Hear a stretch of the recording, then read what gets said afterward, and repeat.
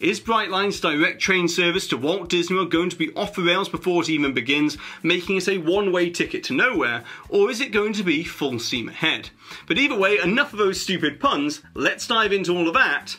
up next.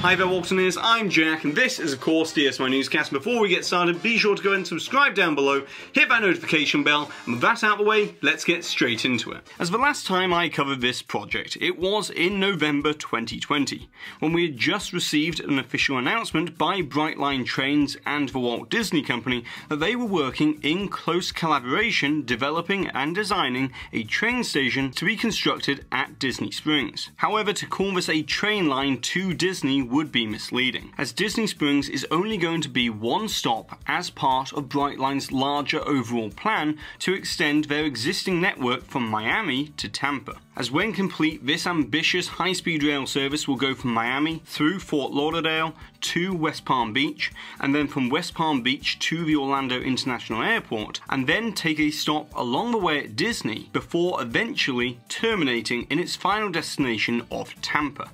And so more accurately, with regards to Disney Springs, this high-speed rail link will act as an incredibly advantageous direct connection between the Orlando International Airport and Walt Disney World. And that's where the contentious issues begin to arise. But to understand why, we need to first examine the two routes which are under consideration. As first of all, Brightline is favouring this route here that would begin by heading south of the Orlando International Airport through the Hunters Creek area and aligning with State Road 417 for most of the journey before then switching to the 536 and crossing I-4 as it approaches Disney Springs. However, recently there has not only been pushback by the Hunters Creek residential community about Brightline's 417 route, but also Universal Studios, the Orange County Convention Center, and International Drive businesses have objected as well, citing that it would be much better if it were to take an alternative route that would see the rail service go directly west of the Orlando International Airport along Taft Vineland,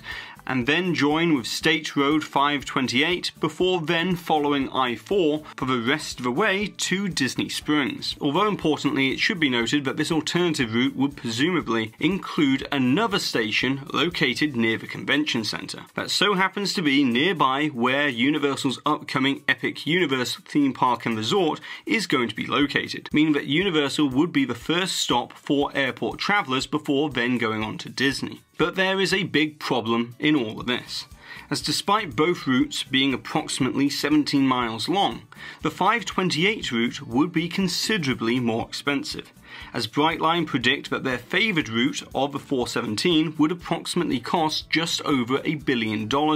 1.03 to be exact. Whereas using previous estimates from 2010, it shows that the alternative route along the 528, including Universal and the Convention Center stop, would cost north of $2.1 billion to construct. And you might think that this is an open and shut case, as Brightline is a private company, and so logically they're going to go with the less expensive option of the 417 route. But it's not quite as simple as that, as both the 417 and the 528 are mostly owned by the Central Florida Expressway Authority, which means that Brightline will need to get a lease granted by the authority, which Universal is fully aware of. And along with the iDrive businesses and the Hunters Creek residents, pressure has been put on local government officials to get Brightline to consider the 528 route more rigorously. And that is exactly what's going to happen, as last week the Expressway Authority voted unanimously to delay the construction along the 417, forcing Brightline to look at alternative options. However, the issue with this is that there are only a few more months before Brightline reaches the critical deadline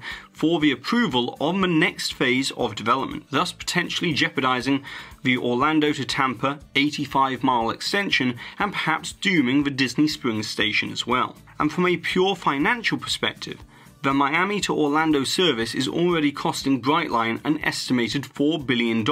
with $2.7 billion of that being for the 170-mile route from West Palm Beach to the Orlando International Airport, which is now 55% complete. So finding the extra $1.1 billion would be a difficult task, which is only to be compounded by the delay to the overall completion and the eventual return on investment. So all of this might force Brightline to indefinitely postpone the Tampa extension and Walt Disney World connection until sufficient funds can be allocated. And personally, I think this whole situation could be easily alleviated, but it would require significant compromise on both the part of Disney and Universal. And that would be if Disney let Universal operate a hotel bus service to and from this Disney Springs station to Universal hotels. As after all, Disney will also have to operate hotel buses from the station if they want this to become a transportation hub to the Orlando International Airport. As then the only real competitive advantage would be the station's proximity to Disney Springs. But then again, Disney is also having to find the land and make it available for a station that will have a ground level lobby, passenger facilities, and an upper level train platform. But I doubt this type of compromise will be reached, as Universal will not allow Disney the geographical advantage, and Disney will not want to make it easier for guests to hop on over to Universal via a hotel bus service. But let's say everything gets resolved and this project moves ahead on schedule. So where does that leave us in terms of the location of the train station and the timeline for operation of the service? As with the discontinuation of Disney's Magical Express airport shuttle service at the end of 2021, many saw this news of Brightline's rail link as a replacement that could solve the airport transportation dilemma in the near future. However, unfortunately, it's going to have to wait a little longer, as Brightline is targeting late 2023 into early 2024 for the beginning of construction on this 17-mile route, with a completion date and opening of the service targeting 2026. So yes, this service could be a fantastic option for guests coming to Walt Disney World, but they're going to have to wait until 2026 for this option to become available. And if Brightline and Disney want to market this as an easy way to begin and end your vacation, then they'll most likely have to design some sort of specially modified train car that would be needed to accommodate people's luggage. And then the last thing to discuss for today is the exact location of the train station at Disney Springs,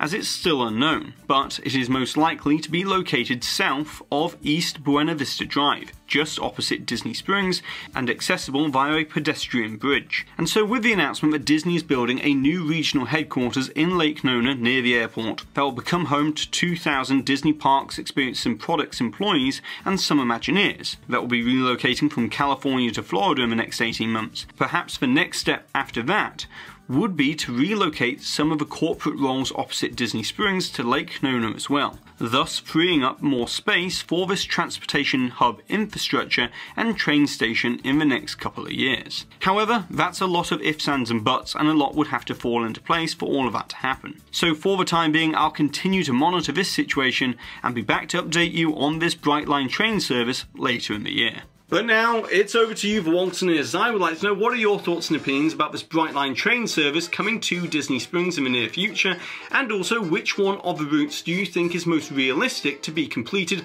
and get this service in operation? And of course, don't forget to put the timestamp for where the hidden Mickey appeared somewhere in today's video, along with your suggestion or your comment, so therefore that way you're in the chance to win one of these official DSNY Newscast pins. And congratulations to this Waltoneer here for winning this suggestion from the previous video, where we're talking all about the expansion to Walt Disney Studios Park at Disneyland Paris. And so that's it for today, so be sure to go ahead and subscribe down below if you're new to the channel, hit that notification bell if you've already subscribed and would like to receive notifications, and if you enjoyed today's video then be sure to give this video a massive thumbs up, as it really does help this channel out. And I've been Jack, you've been you, and I'll see you real soon.